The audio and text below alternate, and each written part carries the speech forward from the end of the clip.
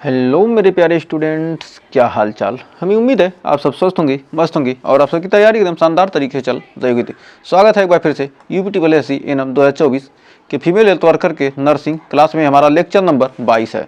तो मिडवाइफरी को आप लोगों ने बहुत ही ज़्यादा प्यार दिया, इसलिए हम भी क्या है मिडवाइफरी पर उतारू हो गए हैं आपके लिए सेशन देने के लिए।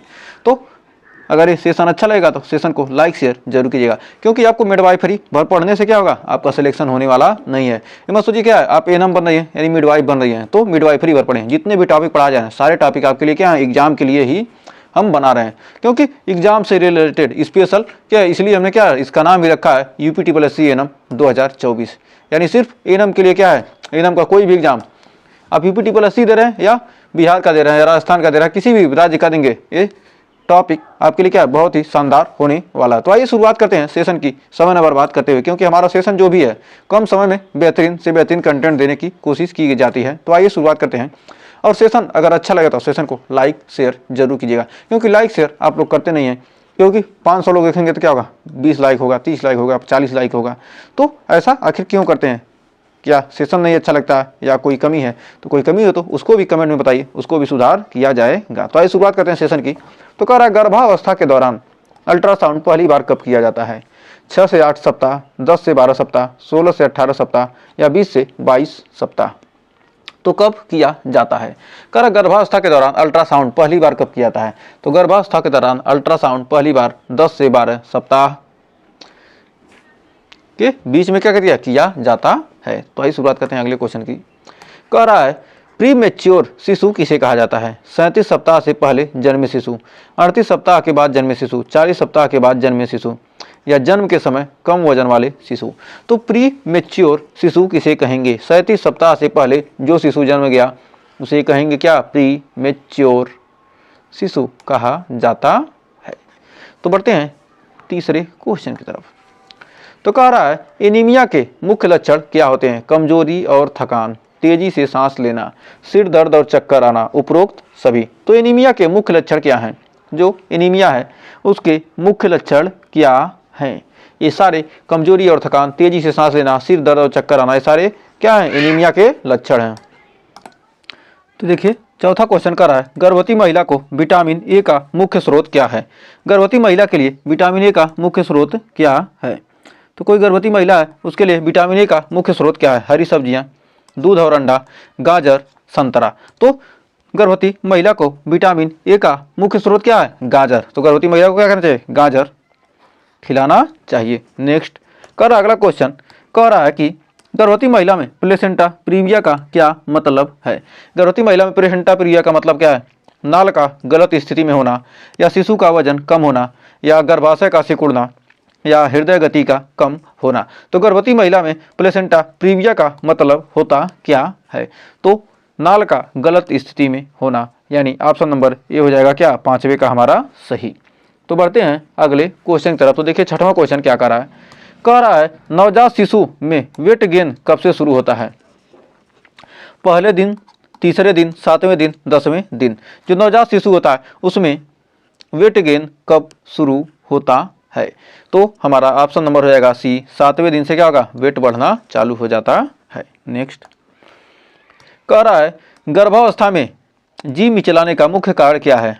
हार्मोनल बदलाव, एसिडिटी, पोषण की कमी, हृदय रोग।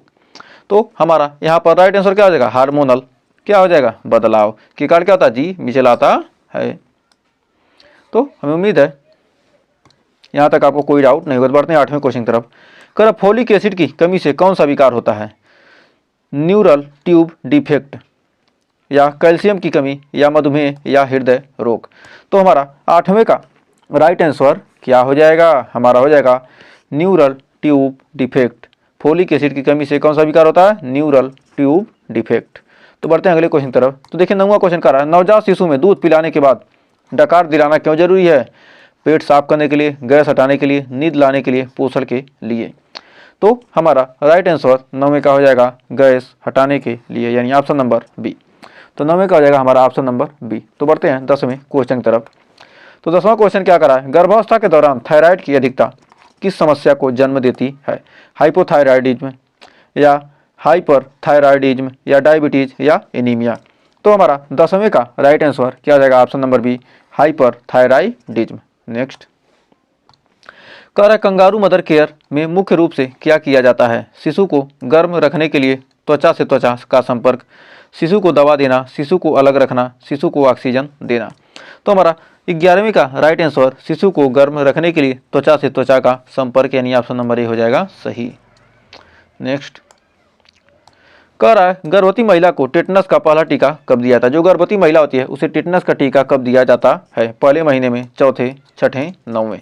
तो किस महीने में गर्भवती महिला को टेटनस का टीका दिया जाता है, तो हमारा राइट आंसर हो जाएगा 12वें का बी, चौथे महीने में। तो बढ़ते हैं अगले क्वेश्चन की तरफ। तो अगला क्वेश्चन कर रहा है नवजात शिशु को निमोनिया से बचाने के लिए कौन सा टीका दिया जाता है, पीसीवी, बीसीजी, ओपीवी या मीजल्स। तो हमारा 13वें का right answer option number A, PCV यानी ऑप्शन नंबर ए हो जाएगा पीसीवी। तो बढ़ते हैं 14वें क्वेश्चन की तरफ। कह रहा है गर्भावस्था में रक्तचाप मापने के लिए कौन सा उपकरण प्रयोग किया जाता है, स्टेथोस्कोप, स्फिग्नोमैनोमीटर, ऑक्सीमीटर, थर्मामीटर। तो हमारा गर्भावस्था में रक्तचाप मापने के लिए कौन सा उपकरण प्रयोग किया जाता है, तो हमारा हो जाएगा ऑप्शन नंबर बी, स्फिग्नोमैनोमीटर। तो बढ़ते हैं अगले क्वेश्चन की तरफ। तो 15वां कह रहा है नवजात शिशु का सामान्य वजन कितना होना चाहिए, 2.5 किग्रा से कम, 2.5 से 3 किग्रा, 3.5 किग्रा, 4 किग्रा से अधिक, 5 किग्रा। तो नवजात शिशु का सामान्य वजन कितना होना चाहिए, तो 2.5 से 3.5 किग्रा यानी ऑप्शन नंबर बी। तो बढ़ते हैं अगले क्वेश्चन की तरफ। कह रहा है कि गर्भावस्था में डायबिटीज़ के लिए कौन सी जांच की जाती है, फास्टिंग ब्लड शुगर, HbA1c या ग्लूकोज टॉलरेंस टेस्ट GTT या पोस्ट प्रेडियल ब्लड शुगर। तो हमारा 16वें का करा गर्भावस्था में डायबिटीज़ के लिए कौन सी जांच की जाती है, तो ग्लूकोज टॉलरेंस टेस्ट यानी ऑप्शन नंबर सी। तो ग्लूकोज डायबिटीज़। नेक्स्ट कर शिशु के लिए पहली 6 महीने तक क्या भोजन अनिवार्य है, शिशु के लिए पहले 6 महीने पानी, दूध पाउडर, माँ का दूध, सूप।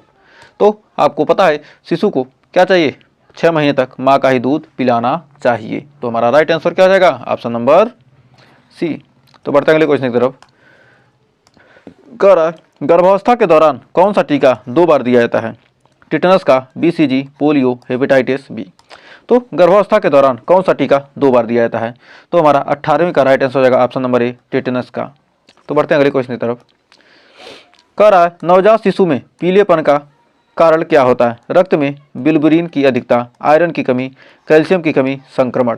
तो नवजात शिशु में पीलेपन का कारण क्या होता है, तो रक्त में क्या, बिलिरुबिन की अधिकता के कारण क्या होता है, नवजात शिशु में पीलेपन का कारण होता है। नेक्स्ट गर्भवती महिला को आयरन की कमी होने पर कौन सी स्थिति हो सकती है, thyroid, pre-eclampsia, anaemia, high blood pressure. तो गर्भवती महिला को आयरन की कमी से कौन सी स्थिति हो सकती है, तो आयरन की कमी से क्या होगा, एनीमिया हो सकता है। नेक्स्ट प्रसव के दौरान सामान्य रूप से शिशु किस दिशा में आता है, सिर की दिशा में, पैर की दिशा में, हाथ की दिशा में, नाल की दिशा में। तो प्रसव के दौरान शिशु सामान्य रूप से क्या होता है, शिशु किस दिशा में आता है, तो हमारा ऑप्शन नंबर ए हो जाएगा सिर की दिशा में। नेक्स्ट कह रहा है गर्भावस्था के दौरान कैल्शियम का स्रोत क्या हो सकता है, केला, दूध और पनीर, दाल, गाजर। तो हमारा 22वें का राइट आंसर क्या हो जाएगा, गर्भावस्था के दौरान कैल्शियम का स्रोत क्या हो सकता है, तो हमारा 22वें का हो जाएगा दूध और पनीर, ऑप्शन नंबर बी। नेक्स्ट कह रहा है गर्भावस्था में रूटीन ब्लड टेस्ट में क्या जांचा जाता है, हीमोग्लोबिन, RH फैक्टर, HIV या उपरोक्त सभी। तो हमारा 23वें का राइट आंसर क्या आ जाएगा, हीमोग्लोबिन, RH फैक्टर, HIV ये सारी चीज़ें क्या की जाती हैं, गर्भावस्था में रूटीन ब्लड टेस्ट में जांचा जाता है। नेक्स्ट कह रहा है नवजात शिशु को कब तक गर्म पानी से नहीं नहलाना चाहिए, 7 दिन, 10 दिन, 14 दिन, 21 दिन। तो हमारा 24वें का राइट आंसर हो जाएगा ऑप्शन नंबर बी, 10 दिन तक क्या करना चाहिए, नवजात शिशु को गर्म पानी से नहीं नहलाना चाहिए। नेक्स्ट कह रहा है गर्भवती महिला को डिहाइड्रेशन से बचाने के लिए क्या जरूरी है, पर्याप्त पानी पीना, नमकीन खाना, अधिक सोना, व्यायाम करना। तो गर्भवती महिला को डिहाइड्रेशन से बचाने के लिए पर्याप्त पानी पीना चाहिए, यानी ऑप्शन नंबर ए। देखिए 26वां क्वेश्चन क्या कह रहा है गर्भवती महिला में टॉक्सोप्लाज्मोसिस किसके कारण होता है? वायरस, बैक्टीरिया, परजीवी, फंगस। तो गर्भवती महिला में टॉक्सोप्लाज्मोसिस किसके कारण होता है? तो हमारा 26वें का राइट आंसर हो जाएगा ऑप्शन नंबर सी, परजीवी के कारण। टॉक्सोप्लाज्मोसिस क्या होगा? परजीवी के कारण होता है। नेक्स्ट कह रहा है नवजात शिशु का पहला टीका कब होना चाहिए? जन्म के तुरंत बाद, 7 दिन के बाद, 1 महीने बाद, 6 महीने बाद। तो हमारा राइट आंसर हो जाएगा क्या? ऑप्शन नंबर ए, जन्म के तुरंत बाद। तो बढ़ते हैं 28वें क्वेश्चन की तरफ। तो 28वां क्वेश्चन देखिए क्या कह रहा है गर्भवती महिला के लिए सबसे सुरक्षित व्यायाम क्या है? दौड़ना, तैराकी, तेज दौड़ चलना, योग। तो हमारा एक्यूरेट आंसर क्या हो जाएगा? ऑप्शन नंबर डी, योग। नेक्स्ट कह रहा है नवजात शिशु में हाइपोग्लाइसीमिया का प्रमुख लक्षण क्या है? कपकपी, सुस्ती, रोना बंद करना, उपरोक्त सभी। तो कह रहा है नवजात शिशु में हाइपोग्लाइसीमिया का प्रमुख लक्षण क्या है? तो हाइपोग्लाइसीमिया का प्रमुख लक्षण है ऑप्शन नंबर डी, उपरोक्त सभी, रोना बंद करना, सुस्ती, कपकपी। नेक्स्ट कह रहा है गर्भावस्था में अत्यधिक वजन बढ़ने से कौन सी समस्या हो सकती है? Pre-eclampsia, gestational diabetes, high blood pressure, उपरोक्त सभी। तो हमारा 30वें का राइट आंसर हो जाएगा ऑप्शन नंबर डी, उपरोक्त सभी। तो हमें उम्मीद है ये 30 क्वेश्चन आपको अच्छे से क्लियर हो गए होंगे। तो 30 में आपने कितने क्वेश्चन सही किए हैं कमेंट में हमें ज़रूर बताइएगा। और सेशन अच्छा लगा तो सेशन को लाइक कीजिएगा, लाइक तो करते नहीं हैं, शेयर कम से कम शेयर तो कर दीजिएगा। और चैनल पर पहली बार किए हैं तो कम से कम चैनल को तो सब्सक्राइब कर लीजिए, क्योंकि बहुत से लोगों ने क्या किया है, जो देखने वाले वीडियो हैं उसमें से क्या किया, 30% लोगों ने क्या किया, सब्सक्राइब किया है, 70% लोगों ने क्या किया, सब्सक्राइब नहीं किया, बिना सब्सक्राइब किए देख रहे हैं। तो कम से कम ये क्या होना चाहिए, बैलेंस तो कम से कम कर दीजिए, 50-50 कर दीजिए, कम से कम बैलेंस तो हो जाए। तो अनबैलेंस अच्छा नहीं लग रहा है, क्या रहे हैं 70% अनसब्सक्राइब वाले देख रहे हैं, 30% सब्सक्राइबर वाले, तो कम से कम इसको बैलेंस कर दीजिए। तो इसको हम आपको ज़रूर दिखाएंगे इसके बाद, अगर अगले वीडियो में हम जरूर दिखाएंगे कि कितने लोगों ने सब्सक्राइब किया है, कितने लोगों ने नहीं। तो मिलते हैं नेक्स्ट वीडियो में कुछ और क्वेश्चन के साथ, तब तक के लिए टेक केयर।